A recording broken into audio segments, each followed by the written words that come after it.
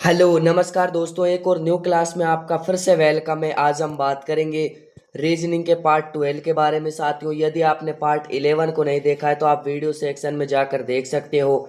Short trick के माध्यम से पार्ट 12 को जानेंगे साथियों, ठीक है।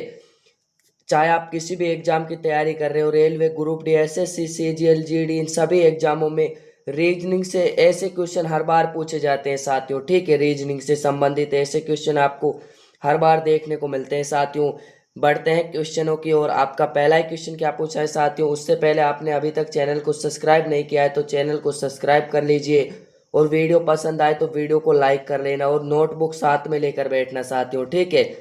पहला ही क्वेश्चन आपसे क्या पूछा है साथियों। नीचे दिए गए विकल्पों में से संबंधित संख्या को चुनिए। यहाँ पर आपको संख्याएं दी हुई है साथियों, ठीक है। यहाँ पर आपको 4 विकल्प दिए हुए हैं और आपको यहाँ पर संख्याएं दी हुई है साथियों, ठीक है। उसमें से आपको बताना है कि कौन सी संख्या इसमें आपको आएगी क्वेश्चन मार्क के स्थान पर, ठीक है। यहाँ पर आपका 96 का संबंध 12 से दिया हुआ है, तो 144 का संबंध यहाँ क्वेश्चन मार्क की जगह पर किससे आएगा। 12 का क्या करें कि 12 का 96 में मिल जाए। यदि हम 12 मल्टीप्लाई बाई 8 करते हैं, 12 मल्टीप्लाई बाई 8 करेंगे तो हमें 12 अंटिया 96 यहाँ पर मिल जाएंगे, ठीक है। उसी प्रकार हम कर कर देखते हैं साथियों। हम यहाँ पर कर कर देखते हैं साथियों। 16 मल्टीप्लाई बाई 8, यहाँ पर आपका साथियों, यहाँ पर आपका 8 6 की 48, 48 का यहाँ पर 8 आपका 8 है। यहाँ पर आपका 128 आ जाएगा साथियों। ये आपका नहीं बैठेगा, ठीक है। ये आपका यहाँ पर नहीं बैठेगा साथियों। यहाँ पर 144 दिया हुआ है। उसी प्रकार हम करते हैं साथियों, उसी प्रकार हम करते हैं साथियों 19 का। तो यहाँ पर आपका 16 का नहीं बैठा है साथियों, ठीक है। 19 का देखते हैं। यदि हम 19 मल्टीप्लाई बाई 8 करेंगे तो यहाँ पर आपका 2 आ जाएगा साथियों। यहाँ पर आपका 152 आएगा, लेकिन 100 यहाँ पर 44 दिया हुआ है, ठीक है। तो ये भी आपका लॉजिक यहाँ पर नहीं लगेगा साथियों। ये आपका, अब हम तीसरे ऑप्शन को देखते हैं। अब हम देखते हैं 18 को साथियों। यहाँ पर हम 18 को देखते हैं साथियों। 18 मल्टीप्लाई बाई 8 करेंगे तो आठों आठों आपका यहाँ पर 64 आ जाएगा साथियों। 6 हासिल का 8 6 14 आपका यहाँ पर आ जाएगा साथियों। 8 से 14 आपका यहाँ पर आ जाएगा, ठीक है। 144 दिया हुआ है, 144 देख यहाँ पर आ रहा है साथियों। मतलब ऑप्शन सी आपका राइट आंसर हो जाएगा।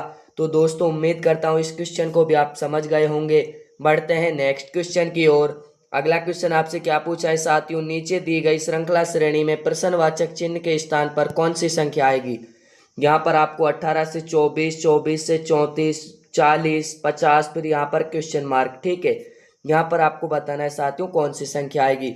यहाँ पर आपको 4 ऑप्शन दिए हुए हैं साथियों, ठीक है।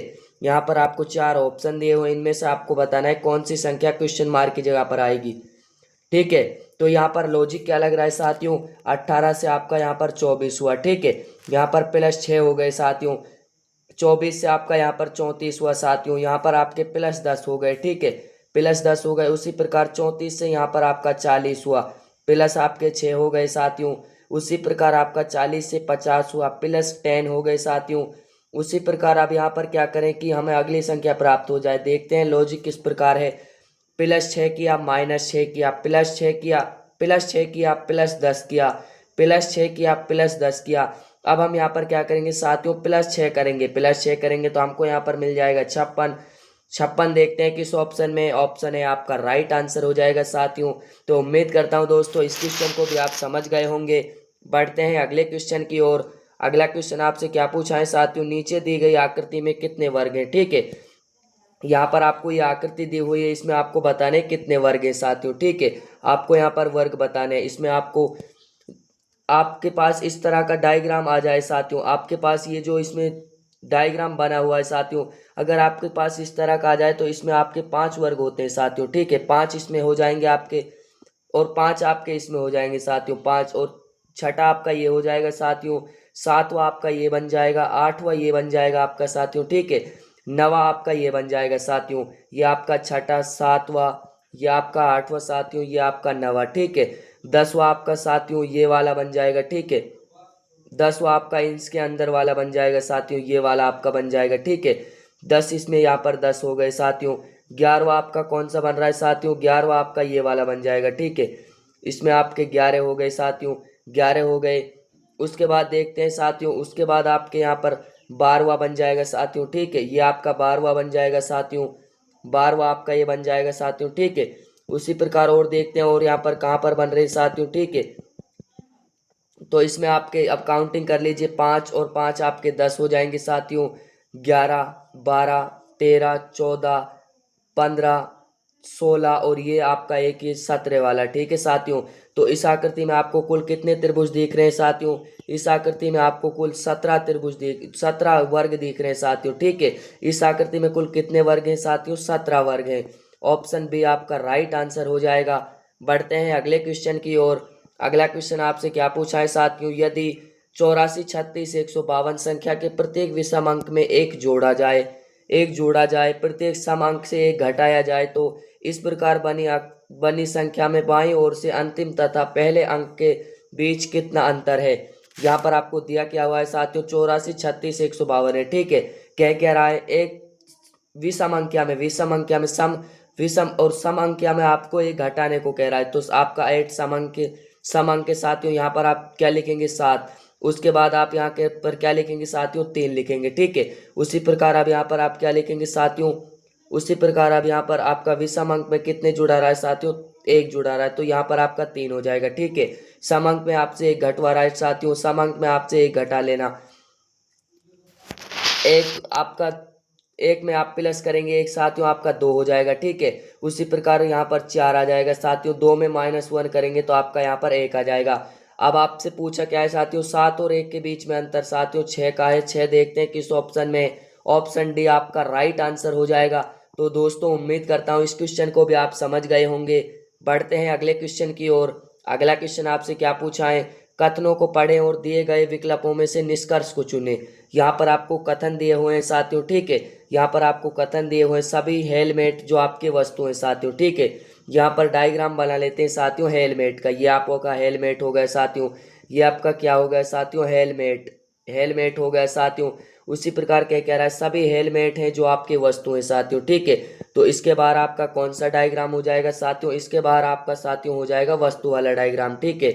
ये आपका कौन सा हो गया साथियों? ये आपका वस्तु वाला डायग्राम हो गया, ठीक है। अब क्या कह रहा है? कुछ हेलमेट आपके वाहन हैं, जो आपके कुछ हेलमेट है वो साथियों क्या है? वो आपके वाहन है, ठीक है। इसमें से कुछ हिस्सा यहाँ पर ले लेते हैं वाहन का, ठीक है साथियों। यहाँ पर ये आपके हो जाएंगे साथियों वाहन। अब आपसे क्या कह रहा है साथियों?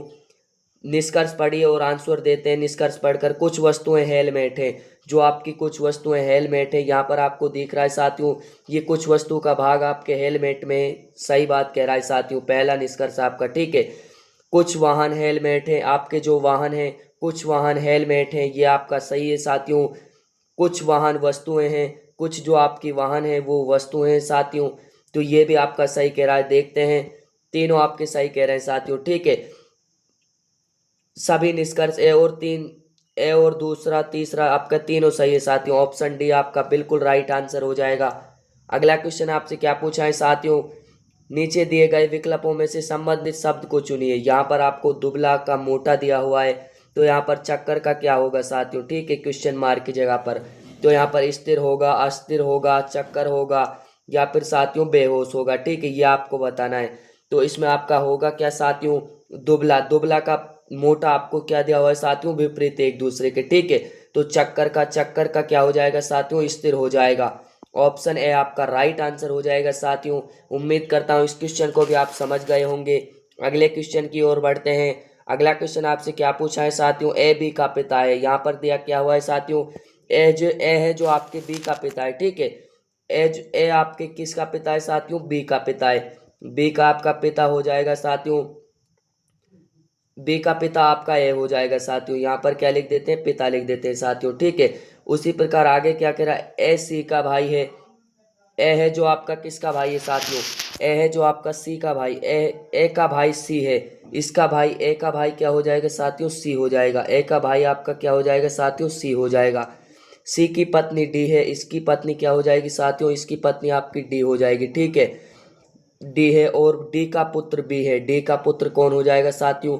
ये डी का पुत्र बी हो जाएगा साथियों। ठीक है, बी ई के साथ किस प्रकार? डी का पुत्र ई है। डी का पुत्र क्या दिया हुआ है साथियों, आपको डी का पुत्र ई दिया हुआ है, ठीक है।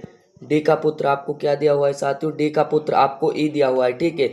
डी का पुत्र आपको क्या दिया हुआ है साथियों, डी का पुत्र आपको ई दिया हुआ है, ठीक है। तो अब आपको बताना है बी और ई किस प्रकार संबंधित है। तो बी और डी आपके किस प्रकार संबंधित है, तो ये आपके साथियों पिता का पिता से संबंधित है साथियों, ठीक है। ऑप्शन ए आपका राइट आंसर हो जाएगा। उम्मीद करता हूँ इस क्वेश्चन को भी आप समझ गए होंगे। आप भी नोटबुक में बनाने की कोशिश करिए, ठीक है साथियों। आप भी खुद बनाते आप ही एक बार जान जाओगे तो आपके ऐसे क्वेश्चन गलत नहीं होंगे साथियों, ठीक है। अगला क्वेश्चन आपसे क्या पूछा है साथियों, उस वेन आरेख का चयन करें जो दिए गए वर्गों के बीच को सर्वोत्तम रूप से दर्शाता हो। कलम दिया हुआ है, पेंसिल दिया हुआ है, कागज दिया हुआ है। सबसे पहले हम यहाँ पर देखते हैं, सबसे पहले हम यहाँ पर बनाते हैं साथियों का कलम का डायग्राम, ठीक है। ये आपका कलम वाला डायग्राम हो जाएगा साथियों, ये आपका कलम वाला डायग्राम हो जाएगा, ठीक है। उसी प्रकार उसके बाद हम बनाते हैं कलम और आपके पेंसिल में कोई संबंध है, कोई संबंध नहीं है साथियों। ये आपका पेंसिल वाला डायग्राम, ठीक है। ये आपके पेंसिल वाला डायग्राम हो जाएगा साथियों, पेंसिल वाला। उसी प्रकार पेंसिल और कागज, कागज का कलम से कोई संबंध नहीं है साथियों, तो ये आपका हो जाएगा साथियों कागज वाला डायग्राम, ठीक है। कागज वाला डायग्राम आपका हो जाएगा साथियों। इस प्रकार का डायग्राम देखते हैं किस ऑप्शन में है, तो ऑप्शन सी आपका राइट आंसर हो जाएगा। उम्मीद करता हूं दोस्तों इस क्वेश्चन को भी आप समझ गए होंगे। बढ़ते हैं अगले क्वेश्चन की ओर। अगला क्वेश्चन आपसे क्या पूछा है, नीचे दिए गए आरेख का ध्यानपूर्वक अध्ययन करें। प्रश्नों के उत्तर विभिन्न खंडों की संख्याएं व्यक्तियों की संख्या को दर्शाती है। विभिन्न खंडों कितने व्यक्ति गरीब और अशिक्षित दोनों हैं, गरीब और अशिक्षित दोनों हैं साथियों, है ना, किंतु प्रसिद्ध नहीं है। कितने साथी, आपको प्रसिद्ध का यहाँ पर नहीं बनाना है साथियों, प्रसिद्ध का आपसे यहाँ पर मना किया है साथियों, प्रसिद्ध जो नहीं है, ठीक है। प्रसिद्ध कौन सा, प्रसिद्ध वाला डायग्राम आपका कौन सा है साथियों, प्रसिद्ध वाला डायग्राम आपका ये वाला है साथियों, ठीक है। इसको बिल्कुल कर देते हैं साथियों।